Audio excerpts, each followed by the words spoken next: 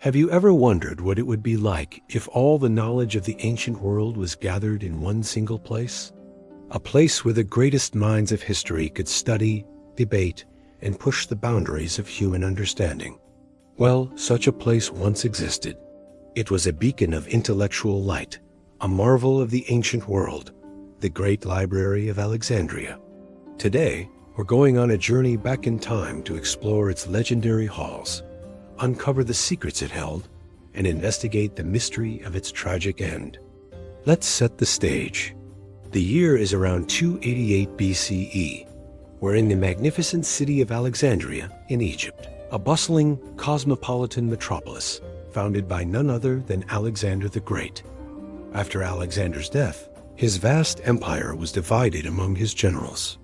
Egypt fell to Ptolemy Soter, a clever and ambitious leader who wanted to make Alexandria the cultural and intellectual capital of the entire Hellenistic world. And what's the best way to do that? By building the greatest library the world had ever seen. The Library of Alexandria wasn't just a building full of scrolls, like a modern library. It was part of a much larger research institution called the Mausoleum, or Shrine of the Muses.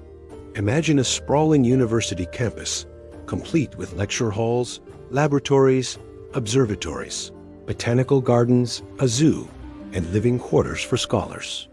It was a place where brilliant minds from all over the known world, Greece, Persia, Babylon, India, were invited to live and work, all expenses paid by the Ptolemaic rulers. Their only job was to think, to research, to write, and to teach. The mission of the library was breathtakingly ambitious: to collect a copy of every single book in the world. The Ptolemies were obsessed with this goal. They sent agents across the Mediterranean to buy scrolls at any price. They even had a law that any ship docking in Alexandria's harbor had to surrender its books. The books were then copied by scribes in the library. The original was kept, and the copy was returned to the owner. Talk about an aggressive acquisition policy. It's estimated that at its peak, the library held between 40,000 and 400,000 papyrus scrolls. So what kind of knowledge was stored on these hundreds of thousands of scrolls? Everything. The complete works of Homer, Plato, and Aristotle, plays by Sophocles and Euripides, histories, poems, and philosophical treatises. But it wasn't just Greek literature. The library held texts on mathematics, astronomy, medicine, engineering, geography, and biology. It was here that Euclid wrote Elements, the foundational textbook for geometry that was used for over 2,000 years.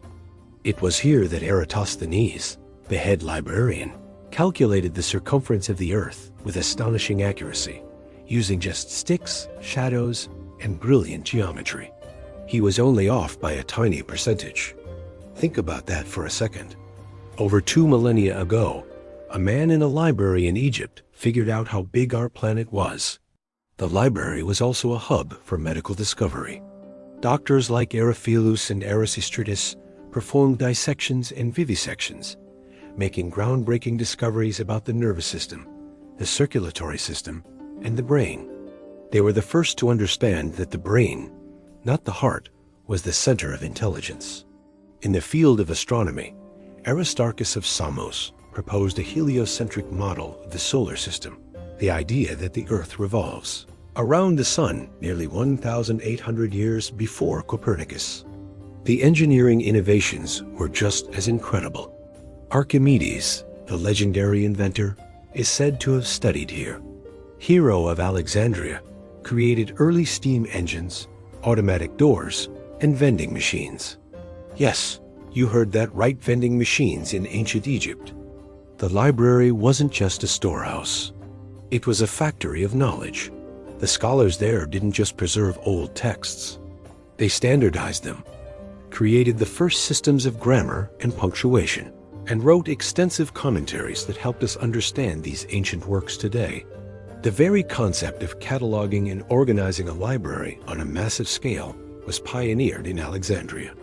The head librarian Callimachus created the Pinax, a 120-volume catalog that listed every author and their work, a monumental achievement that was the world's first library catalog.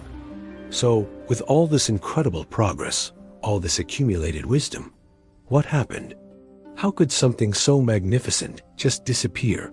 The story of the library's destruction is one of the most debated and tragic tales in history.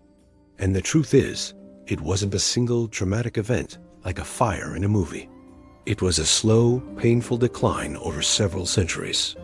The first major blow came in 48 BCE. Julius Caesar was in Alexandria, caught up in a civil war. During a battle in the harbor, his forces set fire to enemy ships. The flames, tragically, spread to parts of the city, including warehouses near the docks, where some library scrolls were stored. Ancient writers give conflicting accounts. Some say the entire library burned to the ground, but modern historians believe this is an exaggeration. It's more likely that a significant number of scrolls were lost, perhaps 40,000, but the main institution, the Mausoleum, survived. It was a terrible loss, but not a fatal one. The library continued to function. The real decline began with a series of political and economic problems. Later Ptolemaic rulers were less interested in funding intellectual pursuits. Roman rule brought new priorities. In the 3rd century CE, the Emperor Aurelian attacked Alexandria to crush a rebellion, and his forces destroyed the Procyon Quarter, the neighborhood where the Mausoleum and the main library were located. This was likely the real death blow to the original Great Library. Any scholars and scrolls that survived were likely moved to a smaller daughter library located in a temple called the Serapeum.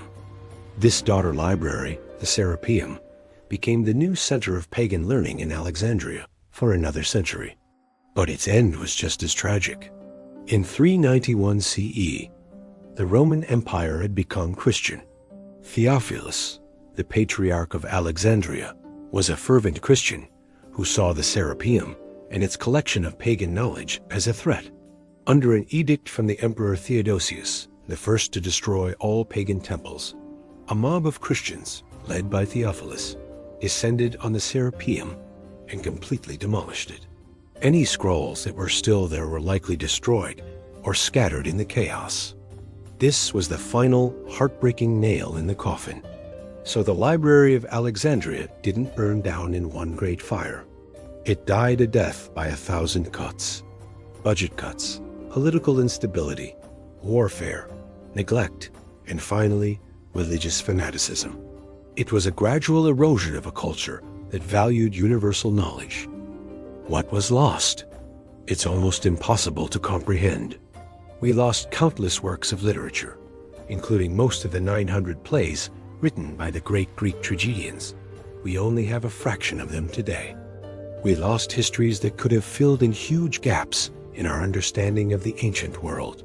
We lost scientific and medical texts that could have accelerated human progress by centuries. Imagine if the heliocentric model proposed by Aristarchus had been accepted instead of being lost for nearly 2 millennia. Imagine if the medical knowledge of Aristotle's hadn't been forgotten. Would we have had a scientific revolution in the Middle Ages? It's a tantalizing and heartbreaking what if. The story of the Library of Alexandria serves as a powerful reminder. It's a testament to the incredible heights humanity can achieve when we value knowledge, collaboration, and open inquiry. But it's also a cautionary tale. It shows how fragile knowledge is and how easily it can be lost to war, intolerance, and apathy. It reminds us that protecting our libraries, universities, and institutions of learning is not just about preserving the past, but about safeguarding our future. Today, in the same city, stands the Bibliotheca Alexandrina, a magnificent modern library and cultural center opened in 2002. It's a tribute to its ancient predecessor, built with the intention of recapturing the spirit of open access to knowledge for all. It's a beautiful symbol of hope, a sign that the dream of Alexandria was never truly extinguished. The fire may have consumed the scrolls, but the flame of curiosity and the thirst for knowledge that they represented continues to burn within us. Thank you so much for joining me on this journey through history. What do you think was the biggest loss from the library's destruction? Let me know in the comments below. And if you enjoyed this video, don't forget to like, subscribe, and hit that notification bell for more deep dives into the amazing stories of our past. See you next time.